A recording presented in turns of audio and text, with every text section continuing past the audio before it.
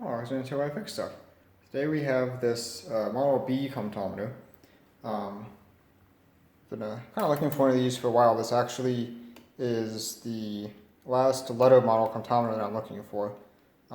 With this, I now have the A, B, C, C lite, E, and F. Not really looking for the H or the J. Those are kind of later ones, and while they were still, relevant at the time, by that time, there were more technologically advanced machines on the market. I think the Model H came out in 1920. That was, right around the time that electric full keyboard machines came on the market.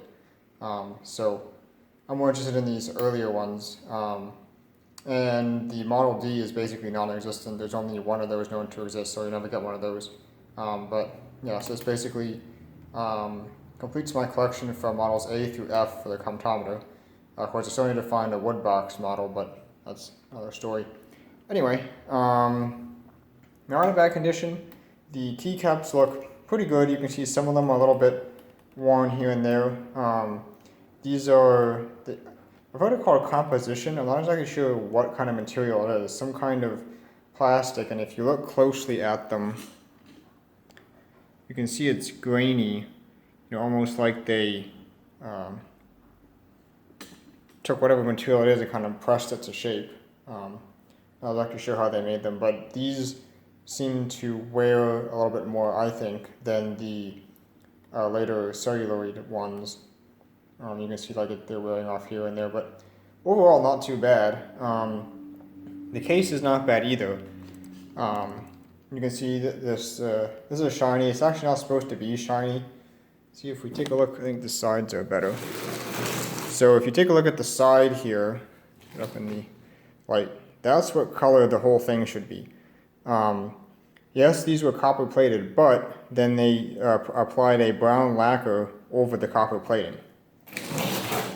So when you see it shining like this, that just means that either someone has polished the brown lacquer off, or it just wore off over the years. Now this here is evidence of wear. Usually on comptometers you see them worn right around here. Not sure if people rest their hands like this maybe, but that's pretty common. This one's actually worn right through the copper down to the steel, which is, again, could be, it was worn through the lacquer just by use, and then someone went and polished it and wore down through the copper to the steel by polishing. Also possible. Anyway, I can't really complain. This is really not bad overall. If you look at the top of the case, really no rust or hardly any corrosion, maybe a little bit here, a little bit there, but overall really not bad at all. I have worse machines than this, especially my Model A is in pretty sad shape, but anyway, doesn't seem too bad. Hopefully it just needs a bit of a cleaning.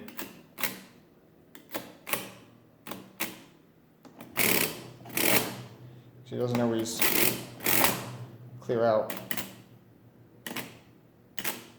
So hopefully just a little bit of old dry grease or dirt, whatever, is preventing that.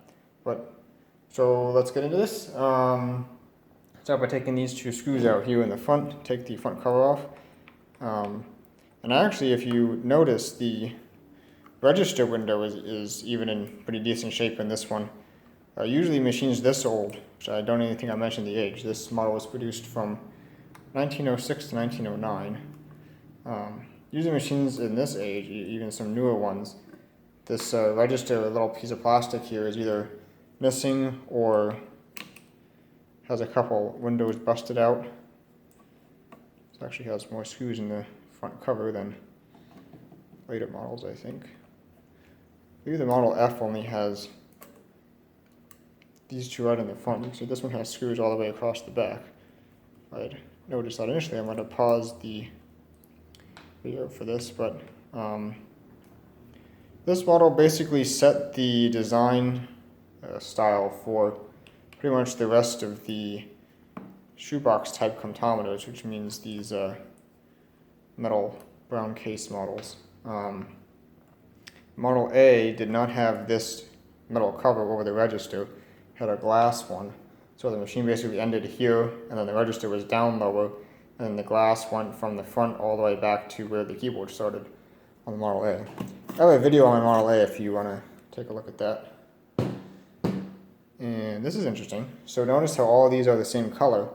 On the later ones, at least the Model C, I'm not sure they start with the Model C or the Model C Lite. They alternated so that some of these were yellow and some of them were white. I'm not sure which way they had it, but so like this set of keys might have yellow registers and this set of black keys would have white registers, or vice versa. They're all the same color here.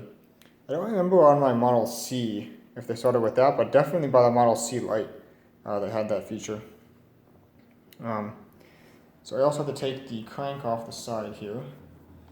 And sometimes these come off easy and sometimes they come off incredibly difficult. You know, having to try and pry them off when they go flying across the room. This one might be difficult. So what I do in that case, take a piece of towel or something so I don't scratch up the case here. Just try to pry it off. It's really stuck. Told you it was really stuck. I'll pick that up later. So that's out, and the case is not damaged as far as I can tell. So we'll lift it up on the side. We have 4 screws in the bottom here. Get these out.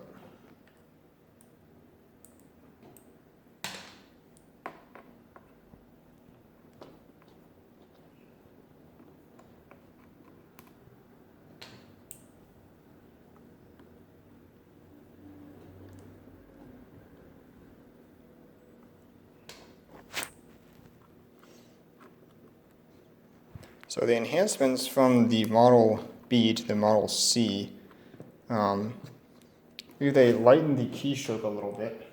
Maybe that was for the Model C Lite. But they definitely changed the clear mechanism. So when I tried to clear this, I'm not sure if you heard, but it made quite a racket. This is going to come right out. Maybe. Sometimes these things are stuck to the bottom of the case. If I want to come out, this one seems to be stuck. There we go. So inside of the case, not sure if that's rust or what that is, but it doesn't look too bad actually. Sometimes you get in these and they're all crusty and moldy, and this one actually is pretty decent. The material in there is cork. They line this with cork as a kind of a sound dampener. And sometimes the feet on the bottom get glued onto the cork. This one came right out. Well, that's not as good as I was hoping. Despite the outside of the case, you can see here, there's a little bit of rust there. Hopefully it's just surface rust, but nonetheless it is present, so have to see if that's going to affect anything. It does seem pretty free, and it seems to work. It's just on clearing all the carries on every strip. Let's try putting in some 9s. 4 there, so let's add that, get a 9. So we have all 9s, and here if I add a 1, yeah, see the a little bit sticky on that carry there, so that's why it doesn't always clear properly. I'm sure if it will be through it's a little bit bent actually, the carry trips. So I'm going to take an in-depth look at this and see whether that rust is concerning to me or not. I mean, looking at it, it's always a little bit concerning to see rust in anything, but I'm going to see how bad it actually is. So I'll take an in-depth look at that, and then we'll come back and assess what we have. So I've been taking a little bit of a look at this. It looks to me like it's just surface rust. And furthermore, none of the parts seem to be, really frozen or anything, like rusted in place. Everything does roll a little bit because it's against the stop here, but everything wiggles pretty free. So I think that's just a little bit of surface rust, a little bit stuck, but you can see everything is pretty loose and free. So I think it's just a little bit of surface rust. I'm going to try oiling everything. and then we'll see if that brings any performance improvement. Alright, so after a bit of light oiling, looking a little bit better. You can see I've retrieved my errant handle. One issue that I have noticed, at least in this column, is sometimes some of the keys, when you release the key, it overshoots. So like if I enter a 9, it turns out to actually enter a 10. See if we can make it happen. See, like I'm entering 9, but it's registering 10.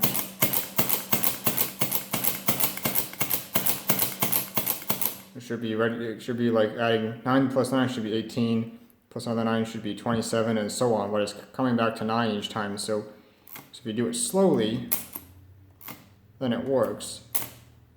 So what's happening is if you release the key too fast, it overshoots by 1.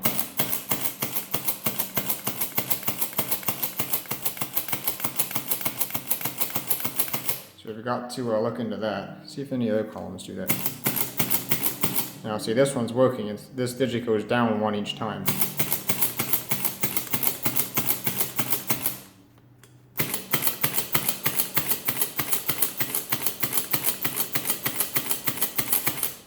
So this column has some issue with that. Let's put some stuff in each column. And if I turn my handle, now it clears out. So hopefully the clearing issue is resolved. Obviously I have to try it a bunch of times to make sure it's going to be reliable. And I have to figure out, I don't know off the top of my head exactly what's supposed to stop the overshoot. There's obviously some kind of interlock to prevent that. I have to figure out what that is and why it's not working just in this column. But so far, not too bad. Let's try the carry inhibits. So if I enter 9, you'll notice that, of course, it's 9 and then 18 and then 27, 36, so on. If I hold this little tab here back, it should not carry over. So instead of reading 45, it should read 35, and it does. So that works, and it re-engages. So that's good. Obviously I have to try that in every column, but and the reason why they have these is for the tens complement subtraction. You know, if you want to do a subtraction, basically you're adding the tens complement. So in order to do that, you basically have to add, you know, all 9s to make it basically overflow off the end of the machine. So for example, if I want to subtract 1 from this, I could either turn this dial back one position, or I could turn all the dials forward such that this register reads 1 less than it was before. And how you achieve that is by entering 9s in every position, because if I enter a 9 here, this will, so right now I have 6 here. If I add 9 plus 6, I end up with 15, right? However, that 1 will carry over here, and so instead of, let's clear this out so I can do it a little bit. So if I have, say, 6 here, I want to subtract 1. I could add 9, now I have 15. If I ignore this, I have subtracted 1 from 6. So that's why you have these little tabs. So now if I have 6, I hold this tab, enter a 9, now I've subtracted 1. So that prevents me from having to enter 9 in every column all the way over to get the overflow to run off the end of the machine. I can just stop the carry wherever I want to. Probably should try to explain that a little bit better. Basically, the way that 9's complement subtraction works is by overflowing off the end of the machine. So, as hard to say, I can add 9 to 5, and I'll get 14. However, if I also add 9 in this column, then I'll get, that would be 99 plus 5 would be 104. If I also add 9 in this column, now it becomes 1004. And so on all the way over until you get to this column. This column has no keyboard, so you're always going to end up with a 1, all zeros, or a 1, and then the rest of these will read 1 minus whatever number you had in before. On the Bose version of the Comptometer, they had a 9 key in this column so that you could push that 9 key and get it to overflow out in the machine, and then the register result is completely accurate, reading 1 less than what you've had before. Comptometer did a little bit better with these tabs, so instead of having to always enter 9s all the way across the machine, you only have to enter 9s up until the register is larger than what you're subtracting. So for example, that clearing thing really is loud. I can't imagine, these machines were used in back office data processing, so if you've got, 100 people banging away on these machines, constantly clearing them, it's going to be quite a loud environment. Anyway, suppose I had 325, or 335, whatever. I think I entered a 3 there, hopefully. I wasn't paying attention. Anyway, suppose I have 335, and I want to subtract 7. 7 is larger than 5, so I can't just account for this column. I now have to take into account 35. If I want to subtract, say, 99, I'll have to take into account all 3 columns. Basically, you have to look at the smallest number in the register that's larger than what you're subtracting. So say I want to subtract, let's just say I want to subtract 6 from this. So that should be 329, right? So what I have to do in this case is the small digits are the complements. So you look at these, you take the number you want to subtract, in our case we want to subtract 6, subtract 1 from that, so it would be 5, and then we enter that using the small digits. Now, because 6 is larger than the 5 in this first column, we actually have to enter 0, 5 on the small digits. Again, it's less 1. So we're starting with 6, subtract 1, we get 5. We add the leading 0 to get 0, 5, because 6 is larger than 5. So just takes a little bit of thinking. Wait till we get to division. So 0, 5, and hold up this. Wrong one. Should have held up this. Let's try that again. Say we have 325. 325. That's visible on there, yes. And hold up this carry tab, enter 0, 5, because we're taking 6 less 1. And there we go, 319. Now, if we didn't have this carry inhibitor here, we'd have had to enter 0, 0, 0, 0, 0, 0, 0, 5. So just a big convenience there. I don't understand why brewers didn't use this. Maybe they couldn't get it figured out because their carries were planetary, so maybe they couldn't get the carry inhibitor figured out with their planetary carry mechanism. But anyway, I really like this feature for subtraction. It's definitely a lot more convenient than having to enter all the leading zeros. So anyway, we know that the carry inhibitors work in these 2 columns. I'll be testing out all the other columns. Actually, I'll do that on video. So if I enter, you can see we are not carrying over. Not carrying over. If I reset, we are carrying over. Try this one, it should carry over here. Yep. Carrying over. This one, not carrying. Are carrying. This one, not carrying. Are carrying. Not carrying, are carrying, not carrying, are carrying. Alright, so those all seem to work. Clearing seems to work a lot more reliably now. Like I said, so this is all to figure out the overshoot on this one. But overall, I think we're going to be okay here. Like I said, the rust is pretty much just needs to be surface rust. Doesn't really seem to be affecting anything as far as the working of the mechanism. So just going to coat everything with oil to prevent any further rust from forming.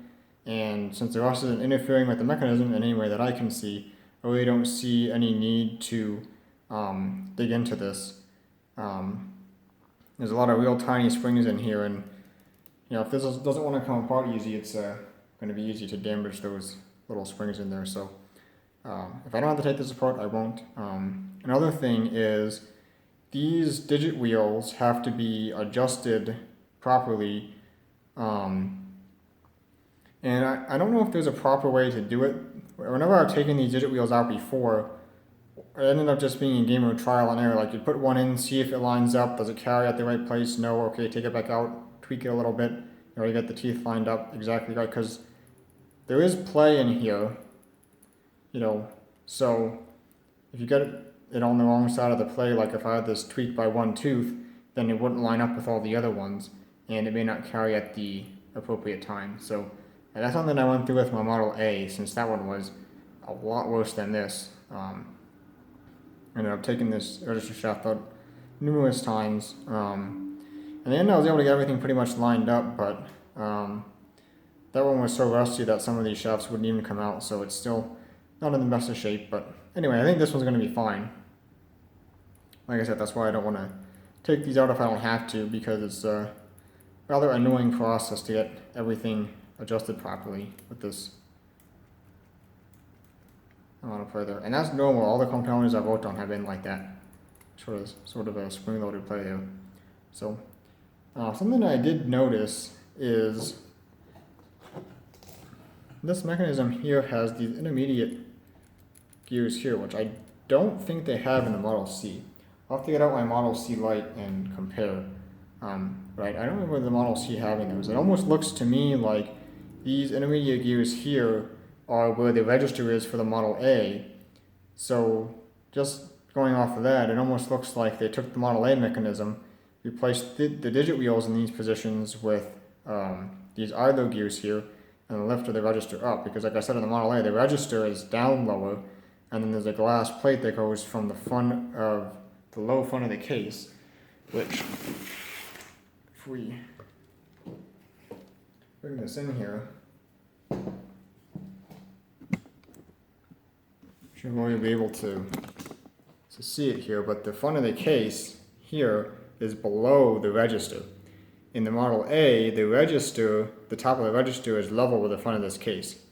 So it looks like they just replaced the digit wheels with idler wheels and then added the register again above those, which I don't think is how they did it in the Model C Lite, but we can take a look at that later. So yeah, just some more investigating to do with that overshoot, and obviously going to shoot some oil in some other random places here. The Model B, I think, has the least oil holes of any comptometer. You can see there's none in the register cover at all. And then there's one there, two there, and two there. And these ones actually look like they're plugged up, so I'll have to unplug those. There's one there, I'm not sure if I mentioned that one. So yeah, just some more cleaning, oiling, testing, and so far so good though. I think it'll be fine. Yeah, so I found the problem with overshoot here. Let's drop this down somewhere. Right down here in the front. This piece right here is sticky, so that's supposed to be spring loaded. See how these ones spring back up? This one does not. Let's introduce some dirt there, it looks like. Get that out. And with that down, you can see how this finger is allowed to come forward. However, on these ones, that finger hits on that piece and stops. And that allows it to ratchet past. If I pop this up, you can see now we can't move it. It stops on that finger. So I think that's the only issue here.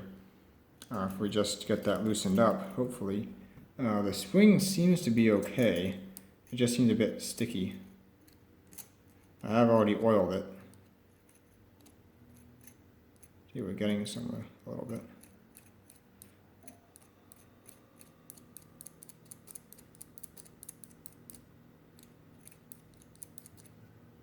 Only if it goes all the way down now, it gets stuck. So let's see. Let's clear this out. And now it's returned, so if I enter a 9,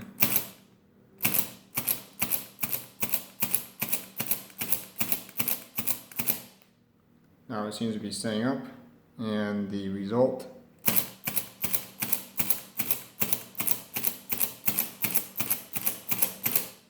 it seems to work just fine. And make sure to carry carry seems to work fine from the previous column. So I'm going to call that fixed. I got a little bit too much oil on that wheel. I'll have to clean that off. But yeah, seems to be fine now.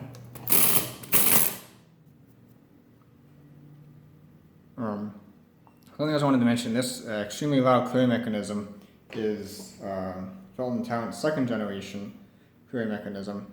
The first one that's really convenient to use. On the woodbox comptometers, they had a really inconvenient one. They had a wheel here at the end of the register, and they had a lever down here, and you had to push the lever and then turn the wheel until all the digits lined up to 0, and then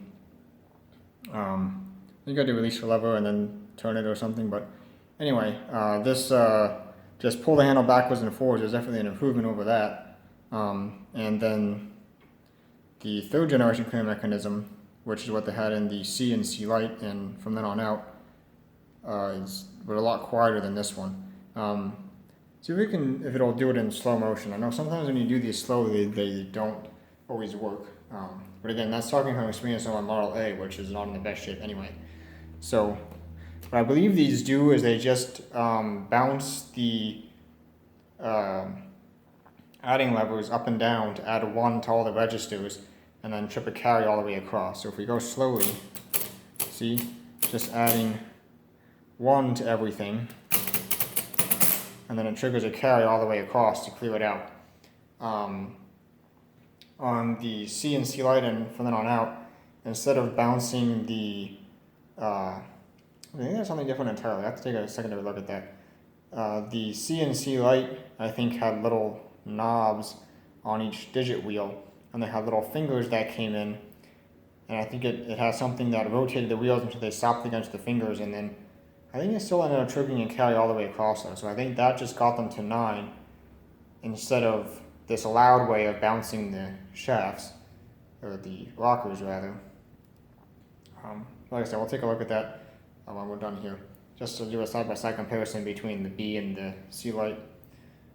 So yeah, I think mechanism-wise, it seems to work now. I'm just going to put some oil on some other pieces, and then we'll compare it to the C Lite. I don't know if you can see it or not, but right down in here, this wheel all the way down in there is a different color. You can see the rest all, metal with a little bit of rust. This one is white, and I tried swabbing some of that off. It comes off. It's almost, I don't know, like grease or something. I'm not sure why only that wheel got grease, but it does come off. Back down to bare metal again down there, so it's weird. Not sure why they would only grease just that one. This is the bottom of the machine. The front's down here and the back up here. You can see it really doesn't look that bad under here. Just a few spots of rust. Again, coat everything with a little bit of oil. You can see these pegs here are at the bottom of the keys, and then when you push one down, which I'm not sure if I can, with 2 hands, you can see that that whole bracket pivots down, and then it's spring loaded back up by this little spring here. So just oil all the pivots on those, all the bottoms of the key stems, and those pivot in that hole a little bit. Right here is the ends of the pivots for the rockers. So you don't know how the comptometer works. Basically, set this down here. You can see this right here is the rocker. So when I push that down, I'm not sure if you can see, but the wheel at the front is moving. When you push it down, it ratchets down, and on the return stroke, it drives the digit wheel forward.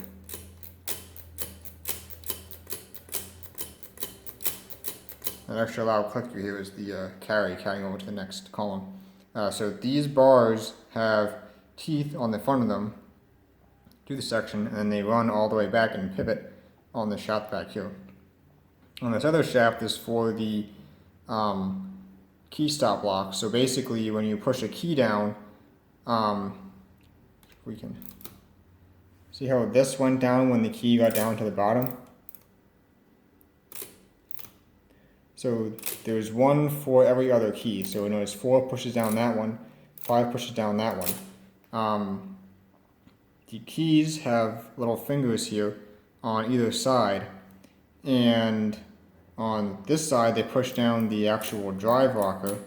On the other side, you can't really see, maybe right there, they push down another rocker, and they only push down that other rocker when they get to the bottom of the stroke.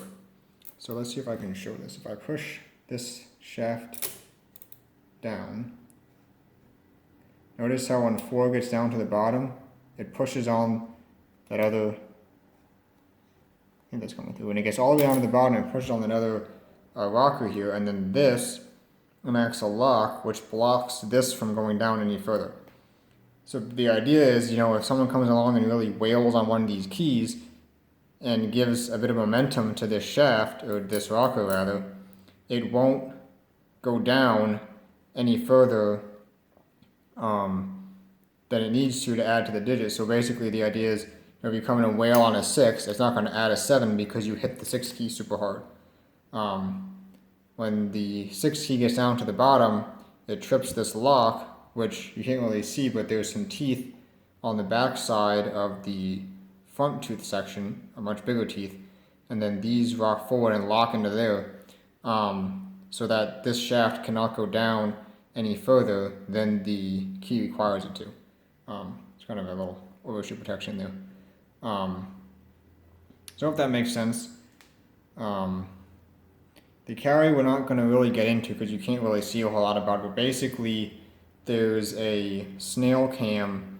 I'm not even sure which exact wheel it's on. I think it might be on these big ones down here. There's a Snail Cam on there, and it pushes this little finger here out as it goes around, and then when it drops off the end of the Snail Cam, it triggers a carry over to the next column.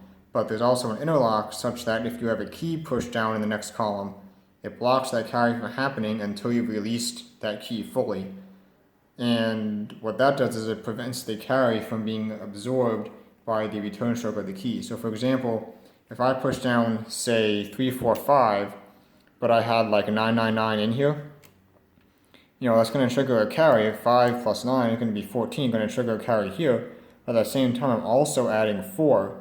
So that 4 plus the trigger should actually add 5 to this column.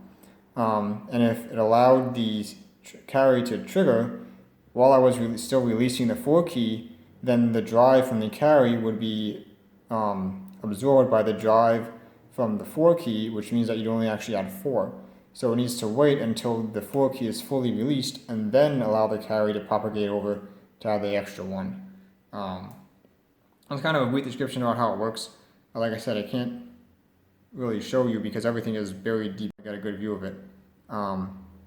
But if you want information, there are plenty of, you can go read the patents or whatever, get an idea of the exact operation. But yeah, so I think we're pretty much done as far as oiling everything needs to go. I'm just going to get out the Model C Lite and we'll do a quick visual comparison on the front part of it. And as here on the C Lite, this machine has had a really hard life. I mean, you can see that there's almost none of the copper plating left. It's all kind of rusted away. There's a little bit here, but everything else is kind of like just a light coating of rust. You can get the difference there.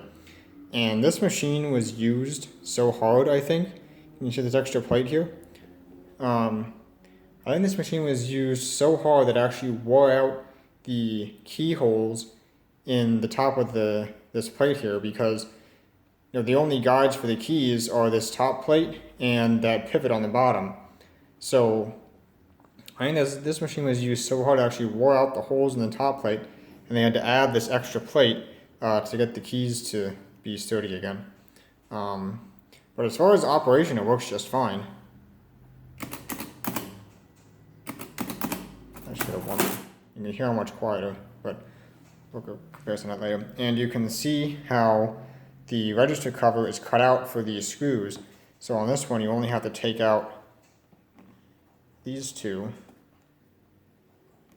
in the front.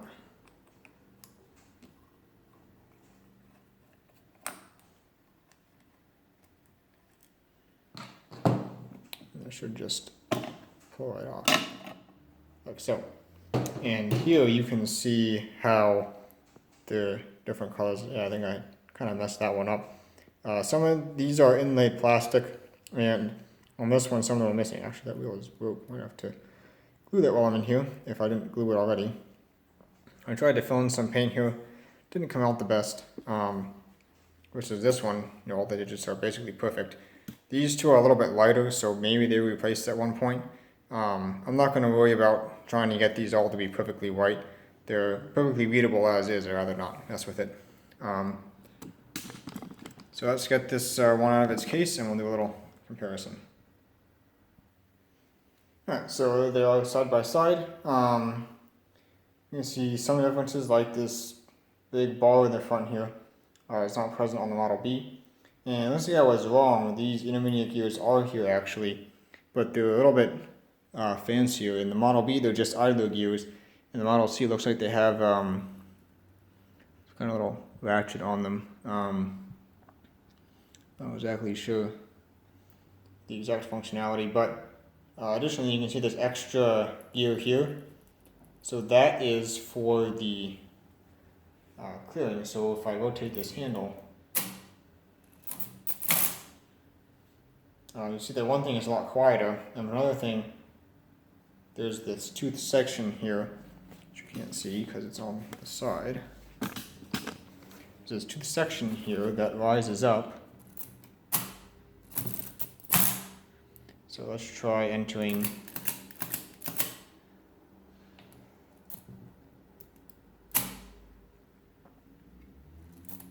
notice how now it's turning the wheels all to 9 and then adds 1 to clear it out.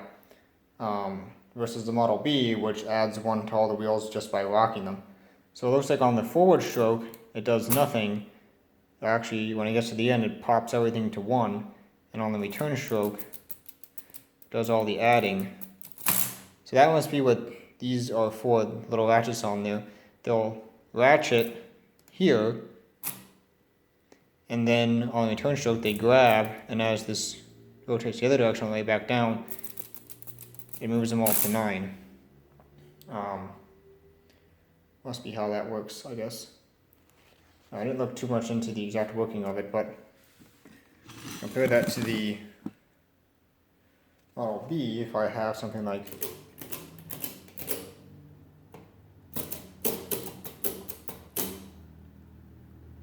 so this one's at 9 now, so it shouldn't advance anymore. Yeah, see? It's not advancing anymore on the return stroke. Yeah, basically, that's one of the main differences between these machines is the clear mechanism. So again, I'm not going to go too in depth here. I didn't look, like I said, I didn't look too closely at the exact working of either one, but you kind of get a little bit of overview on the basics of how they work and the differences thereof. Another difference that I know of in the Model C Lite is there's one test you can do with the comptometers, which is the, I don't know what you're going to call it, the carry block test. Basically, if I hold down a key in this column, and then I add a 9, and then I add another 9, so now there's a carry pending because I have a key held down here. So there's one carry pending. If I add another 9, now there would be another carry pending. So it actually locks this wheel from rotating because there's 2 carries pending now. When I release this, both carries should happen. That didn't seem to work so well. So there should be 27. If I hold this down, I'm not sure why it carries all the way over there. That's not quite correct. Again, that's not something you would do in normal practice. But you cannot do that on the Model B because if you do that, there's a part of the Model B that receives some extra stress, which was rectified in the Model C. Now, one thing you can do with the Model C is you hold this one down,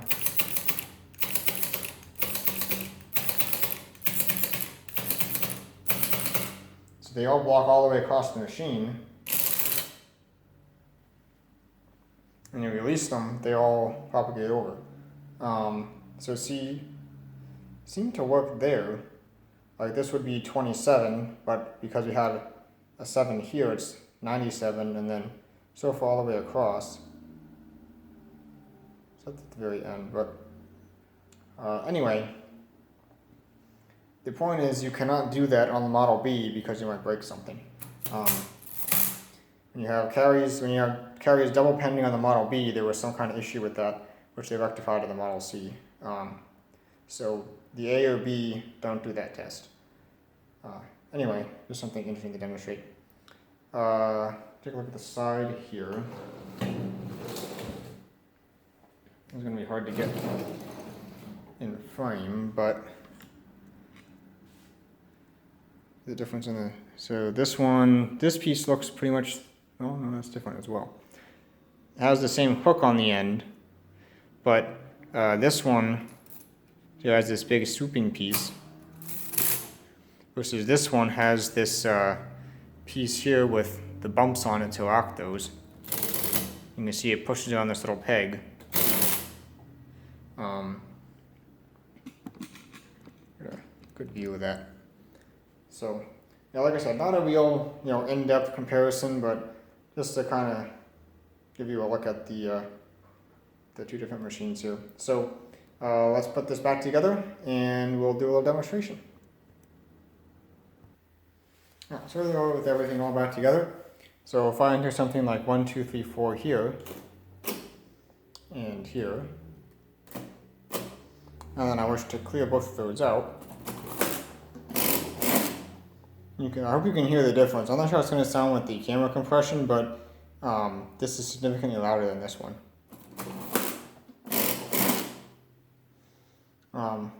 Seems to work fine though. So take this one out of the way and then do a demonstration on Model B. So if the glare is not too bad, you can actually see what's going on in the register. So we'll clear it out. You can do 1, 2, 3 plus 4, 5, 6 plus 7, 8, 9 plus 9, 8, 7 6, 5, 4 3, 2, 1, and that is correct. 3, 3, 3, 0.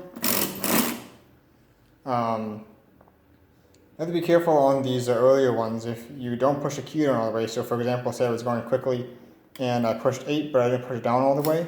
Well, now I got a 6, so my answer is wrong. That was rectified with the Model E, the control key mechanism, which can actually detect if a key wasn't pushed down all the way, and then it locks the machine, so you can go back and fix it. But this machine doesn't have that, so prone to errors that way. Anyway, we can do a subtraction. Say we have 45 and we want to subtract 6. So we do less 1 on the small digits. So that would be 0, 5 on the small digits. So 0, 5, and hold up the carry inhibit. And we have subtracted 6. For multiplication, we can do, say, 625 times 625. So 625 on the large digits. If you were a trained operator, you could probably do it this way, but I'm going to probably mess up and not push that down all the way, so I'm going to use 2 hands. Trained operators only use 1 hand and don't look at the keyboard at all. They just do touch typing. That's why some of these are flat and some of them are dished, so you can feel your way around the keyboard without looking at it. The even numbers are flat, the odd numbers are dished. Anyway, so if we want to do 625, so we'll enter this 625 times 625, we'll enter this 5 times. Then move over 1 position, enter it 2 times. And now we're going to enter it 6 times. 390625, that is correct. So on to division. We can do 355. And to divide by 113, we're going to do 113 less 1 on the small digits, so 112 on the small digits. So for division, the first thing we do is look 1 digit to the left of where we are, which is a 0, so we don't do anything. So now we look at the digits directly below us, 355 is larger than 113, so we go once. 242 is still larger, we go again. 129 is still larger, we go again. 016 is smaller, so we move over 1. We look to the left, we've got a 0, so we look underneath us, we got 160, that's larger, we go once. 047 is smaller, we move over. Got a 0, so we do nothing about that. We've got 470, that's larger. You keep going. 18 is smaller, so we move over. 0, do nothing. Look underneath us, 180. Keep going. So now we got 0. Now we got 670. So we keep going. Now we got 105, so that is smaller, so we move over. Now we have a 1 in the leftmost position, so we enter this once. We still have a 1, so we don't do anything. If you enter it and this number changes, you have to keep entering until you've entered it the same number of times as this reads. So for example, if I had entered it once and then this carried over and changed to a 2, I would enter it again, so that whatever digits here reads the number of times I've entered it. But since this still reads a 1 and we've entered it once, now we look directly below us, we've got 937, so we keep going. And now we've run out of machines, so we stop here. This is our remainder, and this is our decimal point. And we have 3.14159, which is correct. So seems to work fine as far as I'm concerned. That's should not be so.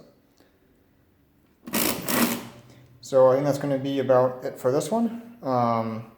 Definitely satisfied with how this machine is working. Definitely satisfied with the appearance as well.